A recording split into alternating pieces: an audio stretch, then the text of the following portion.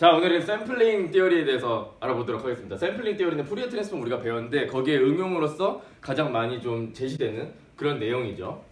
두 가지의 디지털라이제이션이 있어요. 그 중에 하나가 샘플링인데 첫 번째는 퀀타이제이션, 두 번째가 샘플링입니다. 오늘 배울 샘플링. 퀀타이제이션은 뭐냐면 어떤 보내고 싶은 신호가 이렇게 있다고 합시다. 퀀타이제이션은 이게 타임축 X축일 때 Y축으로의 샘플 같은 거예요. Y축으로의 샘플. 무슨 말이냐? 내가 이 값을 보낼 때 이 값을 그대로 보내는 게 아니고 이렇게 디스크리타이즈를 시키는 거예요. 여기서 여기면 이 정도, 여기서 여기면 이 정도, 이런 식으로 네모로 보내는 겁니다. 네모로. 뻑큐가 아니고 네모로. 그러면은 약속을 하는 거예요. 이 정도 값이면은 내가 보내는 건 00이라는 메시지를 보낸 거고, 요 정도 값이면 내가 01이라는 값을 보낸 거고, 요 정도 값이면 내가 10이라는 값을 보내기로 약속을 한 거예요. 그래서 받는 입장에서 요 정도의 값이 나오면 00을 보낸 거구나, 요 정도의 값이 나오면 01을 보낸 거구나, 이런 식으로 통신을 하는 건데, 이게 왜 좋냐면 노이즈가 끼게 됩니다. 필연적으로. 그러면 00을 보낸답시고 노란색을 보내는 거예요. 노란색을 보내는데 필연적으로 이렇게 노이즈가 껴서 들어와요. 이렇게.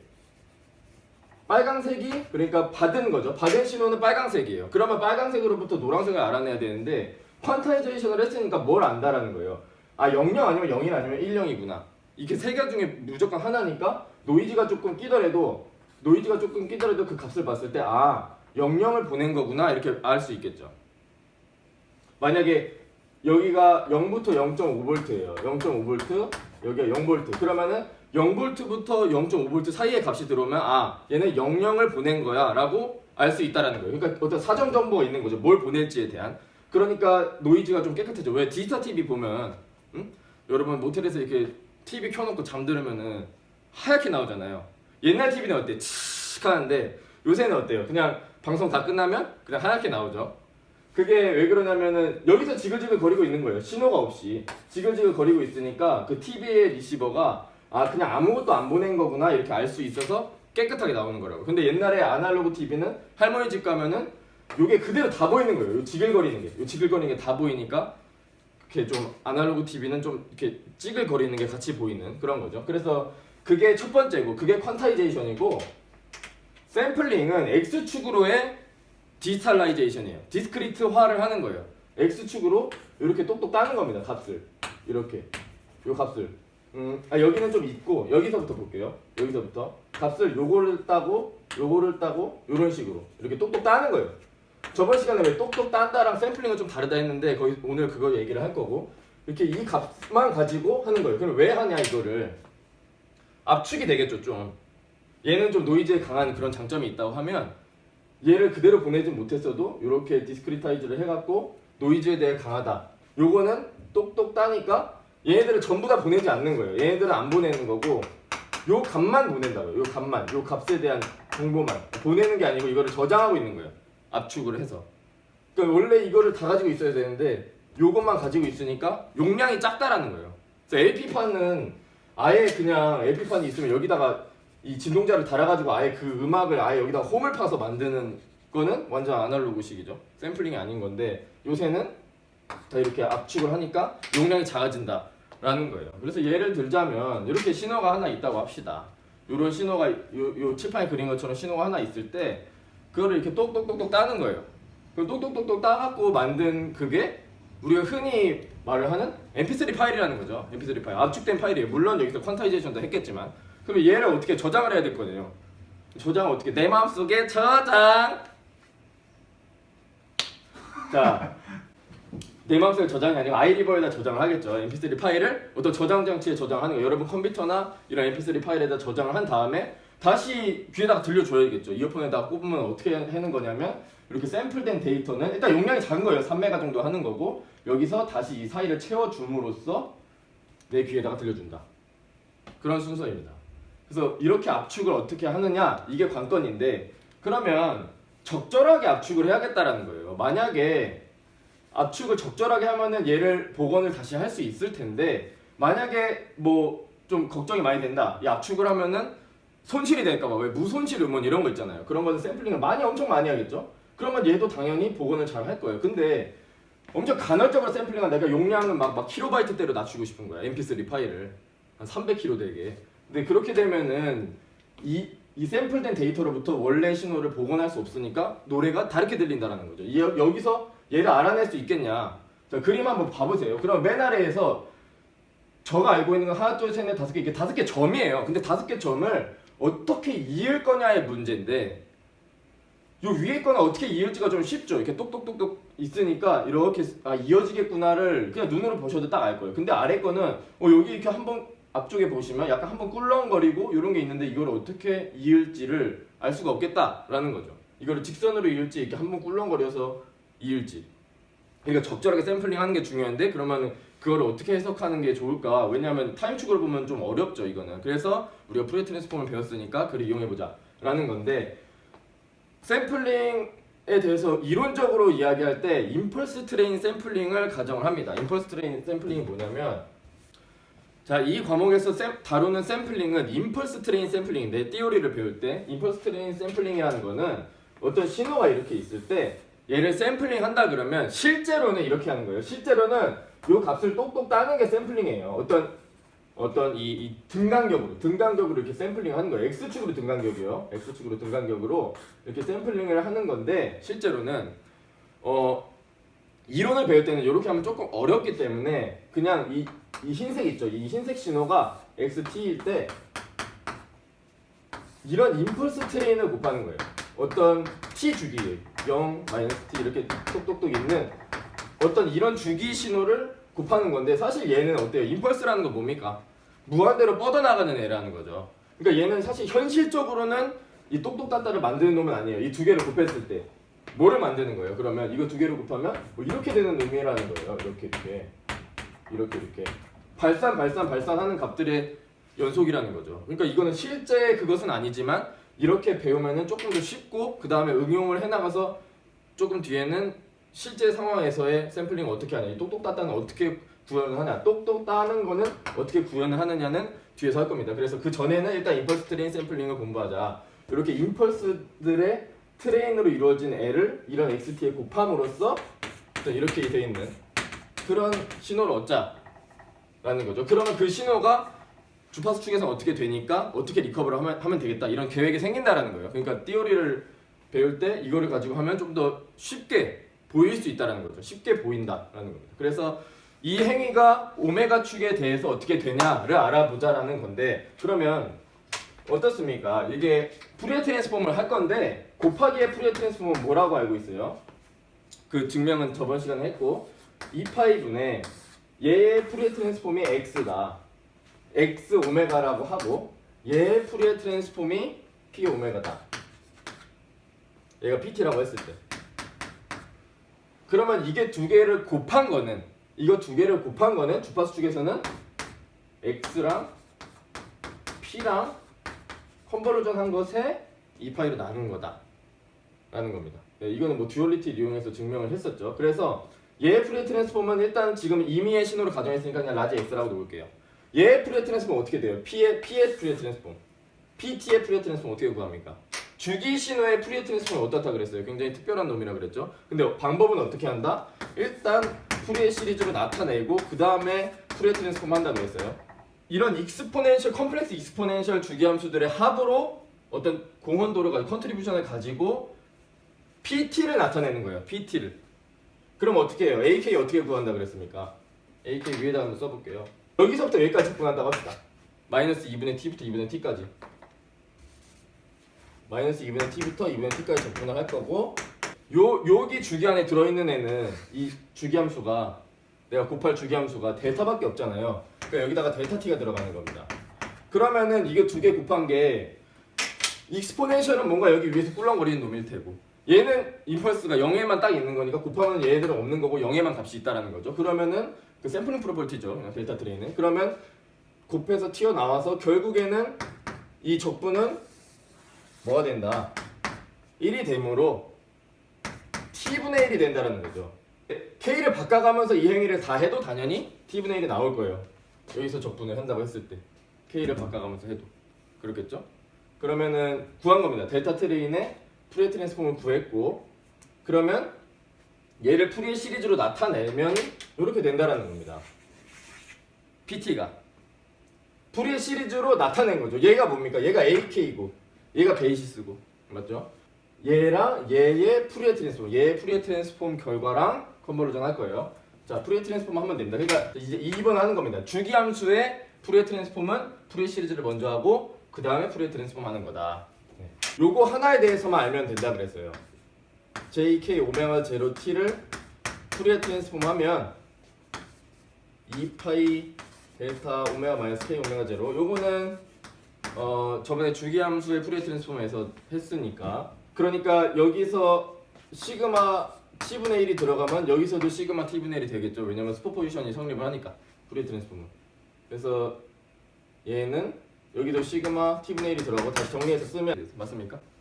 그러면 델타 트레인의 푸리에 트랜스폼은 다시 델타 트레인이 되는 거예요.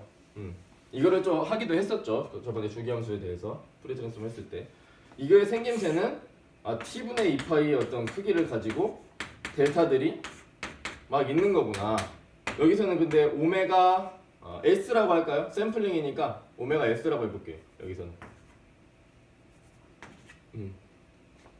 오메가 S 마이너스 오메가 S 이런 식으로 오메가 축으로 얘를 그리면 그러면 얘랑 X랑 푸리에 트랜스폼 할 건데 X를 생김새를 제가 이야기를 안 했으니까 요렇게 생겼다고 합시다. 세모 X 오메가가 이렇게 밴드 리미티드 시그널인 거예요.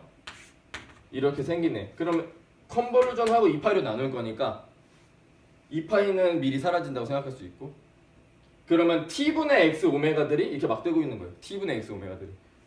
자, 컨버루전은 뭐라 그랬어요? 베개 생각나죠? 이게 임펄스들이고 이게 임펄스 리스폰스라고 생각하면 이 임펄스 중심으로 이 임펄스 리스폰스가 이렇게 딱 그 반응을 하는 거니까 그 임펄스가 있을 때 반응을 하는 거니까 타임 시프트에 의해서 그러면은 얘가 여기에 올라타고 여기에 올라타고 여기에 올라타는 거니까 결국에 요렇게 된다는 걸 알 수 있죠. 그러니까 뭐 한 거예요 지금? 어떤 신호에 대해서 임펄스 트레인 샘플링을 했을 때의 푸리에 트랜스폼 결과가 얘의 푸리에 트랜스폼 결과의 반복이다. 근데 여기서 주의할 거는 t분의 1이다. 크기가 t분의 1짜리 x가 되는 거죠. t분의 1. 요 꼭대기가 만약에 1짜리였다고 하면 그러면 여기 꼭대기가 t분의 1, t분의 1, t분의 1 됐죠? 자, 그림으로 한번 정리를 해볼게요. 얘 원래 푸리에 트랜스폼이 이렇게 생겨요. 제가 이거 직접 만든 함수인데 직접 매트랩으로 푸리에 트랜스폼 해보니까 이렇게 생겼어요. 그리고 샘플링을 한 애를 봤더니 반복이 되더라 라는 거예요. 여기서 하나만 더 가면 오메가 s가 뭡니까? 값이 오메가 s가 t분의 2파이잖아요. 그냥 값 자체가 같은 거잖아요. 그러면 t가 아까 왜 촘촘하게 샘플링 한다 그러면 뭐예요? t가 크다 작다? 촘촘하게 샘플링하면 이 t가 작은 거겠죠? 촘촘하게 샘플링하면 이렇게 그러면 t가 옹기종기 모여 있는 거니까 t가 작은 애면은 그럼 t가 작다라는 거는 오메가 s는 크다라는 거죠. 그러니까 멀리 있다라는 거예요. 이 세모들이 그렇죠? 그럼 반대로 t가 크다라는 거는 간헐적으로 샘플링할까? 아까 그 맨 아래 그림 간헐적으로 샘플링했다라는 거는 얘네들이 점점 뭐하고 있다? 가까워지고 있다라는 거예요. 근데 컨버루전은 뭐예요? 얘네들이 그냥 삼각형으로 돼 있고 그냥 끝이 아니고 사실은 이 삼각형이랑 이 삼각형이랑 이 삼각형이랑 다 더해져 있는 게 컨버루전이잖아요. 근데 만약에 얘네들이 겹쳐버리면 자 그림 한번 보실게요. 얘는 t가 작으니까 오메가 s가 커서 멀리 떨어지는데 얘는 t가 크니까 오메가 s가 작아져서 이렇게 옹기종기 모여있고 이게 이 삼각형들이 합쳐져 있는 형태를 얻게 되는 거예요.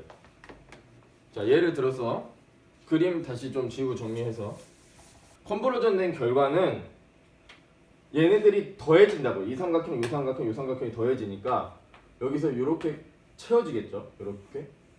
이렇게 여긴 조금 무시하시고 약간 이런 식으로 그러니까 푸리에 트랜스폼 결과를 만약에 간헐적으로 샘플링 한 것을 주파수 측에서 보면 이 삼각형의 모양을 잃어버린 거예요. 지금 이게 삼각형이 더 이상 아니잖아요. 이렇게 꺾여버렸잖아요. 내가 원하는 건 이거였는데 원래 신호는 이거였는데 얘네들끼리 더해지면서 뭉개져 버렸다고요. 다른 신호가 돼버린 거예요. 이걸 에얼리어싱이 일어났다라고 합니다. 이렇게 된 상황을 에얼리어싱이 일어났다라고 할 수 있는데 에일리어스라는 것을 네이버 사전에 검색하면 가명이라는 뜻이 있어요. 그러면 이게 자, 이게 진짜인데 얘를 만약에 푸리에 트랜스폼을 한 다음에 이렇게 뚝뚝 떨어져 있으면 얘만 취하면 되잖아요. 그러니까 주파수 축에서 이렇게 된 애만 곱하면 그만일 텐데 나머지는 없애버리고 내가 원하는 건 이거였으니까 삼각형, 이 가운데 삼각형 있는 거 이걸 내가 원했으니까 얘만 취할 수 있는데 만약에 얘가 애초에 이렇게 합쳐져서 이런 식으로 생겼다면 얘를 필터링 해버리면은 내가 얻는 거는 이거라는 거예요. 이거. 그러면 이 가명의 의미에서 무슨 말을 하고 싶으냐면 원래 신호가 이렇게 생겼을지 아니면 이렇게 세모가 합쳐져서 이렇게 생겼을지 어떻게 압니까? 나는 받은 게 이건데 난 내가 가진 거 이것밖에 없는데 내가 받은 거 이건데 원래 신호가 어떻게 생겼는지가 알 수가 없다는 거예요. 원래 이렇게 생겼을 수도 있지. 원래 이렇게 생겼는데 샘플링을 잘해서 이렇게 생겼을 수도 있는 거예요. 원래 신호가 이렇게 생겨서. 근데 이거 원래 이렇게 생겼을지 삼각형이 양쪽으로 해서 더해져서 이렇게 생겼을지 알 수가 없다라는 거예요. 이 모양이 나오는 수만 가지의 방법이 있습니다. 뭐 얘가 이렇게 생겼다고 했을 때 왼쪽 오른쪽 그 얘도 왼쪽 오른쪽 이게 반복이 될 거고 그 얘들 합치면 또 얘도 비슷하게 똑같이 이렇게 나오는 거예요. 얘도 이렇게 얘만큼 더해진 만큼 그럼 0이라고 하면 이렇게 똑같이 나오는 거예요. 똑같이 나오게끔 만들 수 있잖아요. 그 수만 가지 가명이 있는 거예요. 그러니까 ALS이 일어났다라는 것은 원래 신호를 복원할 수 없게 됐다라는 걸 알 수 있고 그 말은 내가 샘플링을 너무 간헐적으로 했어 이거를 간접적으로 알 수 있다라는 거죠. 그게 샘플링 때문에 전부 다 한 거예요. 그 리커버는 뭐라 그랬어요? 아까 여기서 살짝 말했듯이 이 가운데 있는 놈을 취하자라는 거예요. 이 가운데 있는 놈을 취하자. 네모가 뭐냐면 주파수 축에서 여기 보시면 주파수 축에서 이 가운데가 만 값이 있고 나머지 0으로 리젝트 시켜버리면 내가 만약 삼각형 떨어뜨려져 있으면은 얘만 나올 수 있겠다. 그러면은 걔를 인버스 푸리에 트랜스폼 하면 딱 그 원하는 신호 나오는 거잖아요. 원래 거. 너무 간단하죠. 주파수 축으로 해석을 해보니까. 근데 아래 거는 어떻다? 아까 말했듯이 에어리싱이 일어났기 때문에 얘가 삼각형이 더해져서 나온 애인지 아니면 원래 이렇게 생긴 애인지 리커버를 한 다음에도 알 수가 없기 때문에 원래 진짜 신호는 모르는 거. 진짜 진명, 응? 가명이 아닌 진짜 본명. 그래, 진명이 뭐야? 본명은 알 수가 없다라는 거죠. 그 이번에는 나이키 스탬플링 띠오렘의 이야기를 할 수 있어졌는데, 자, 언제 겹치냐라는 거예요. 그러니까 겹치지 않게끔 샘플링을 해야 된다라는 거죠. 겹치지 않게끔 샘플링을 해야 되는데 그러려면 오메가 S가 어느 정도 돼야겠냐? 그냥 이거 그림으로 바로 답이 나오잖아요. 그림으로. 자, 값을 주어줄게요. 값을 여기가 B고 여기가 마이너스 B고 이렇게 돼 있으면 이 B죠? 간격이.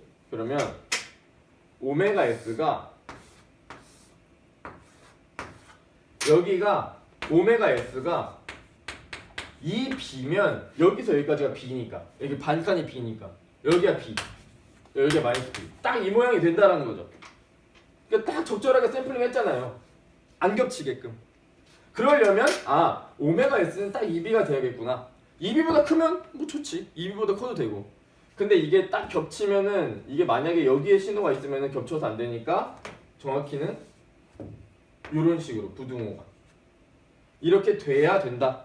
2B보다 커야 된다. 요게 그냥 나이키스트 샘플링 띠오렘이에요. 오메가 축으로 분석을 했으면 그냥 당연한 귀결인 거죠. 이거 막 외워야 될 게 아니고 그냥 보자마자 알 수 있잖아요. 마이너스 B라고 마이너스 B B짜리라면 무조건 오메가 S가 2B보다 커야 삼각형이 안 겹치겠다.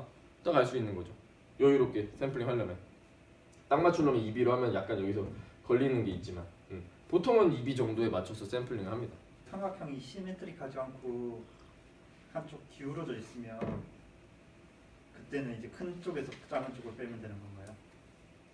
그거는 사실 더 이상 리얼 시그널이 아니게 되는 거죠. 왜냐하면 대칭이어야 리얼 시그널인데 대칭이 아니면 더 이상 리얼 시그널이 아니기 때문에 이미지너리 시그널인데 이렇게 있어요. 뭐 100부터 500까지 여기 왼쪽에 없는 거예요. 왜냐면 컴플렉스 시그널이니까 이렇게 생길 수 있잖아요. 오메가 축에서. 그 얘는 이제 컴플렉스 시그널이 된 건데 얘가 만약에 100에서 시작한다라는 걸 알면 그러면은 400만큼만 헤르츠 해도 돼요. 만약에 이걸 맞추면은 1000이어야 되는데 1000보다 커야 되는데 만약에 컴플렉스 시그널이 2고 컴플렉스 시그널 2여야만 한쪽에만 있으니까 컴플렉스 시그널이 2고 100부터 시작한다라는 걸 알면 400만큼만 해도 400만큼 해도 사실 겹치진 않아요. 겹치진 않기 때문에 완벽히 복원을 할 수 있다는 거죠. 근데 자를 때 여기를 이렇게 딱 잘라야 되니까 100을 알아야 돼요. 이 시작점을. 그러니까 그거는 컴플렉스 시그널의 샘플링은 약간 다른데 그런 거죠. 그래서 이 여기서 배우는 거는 리얼 시그널에 대한 샘플링만 이야기하자면 오메가 S가 2배보다 크다. 만약에 컴플렉스 시그널까지 다 합친다. 그리고 이 조건까지 주어진다라면 그 상황에서는 밴드만큼이에요. 사실 그때부터는 400보다 크게. 근데 보통은 이 베이스밴드로 내려서 하니까 그거는 좀 통신 이야기고 그렇습니다. 잠깐 쉬었다가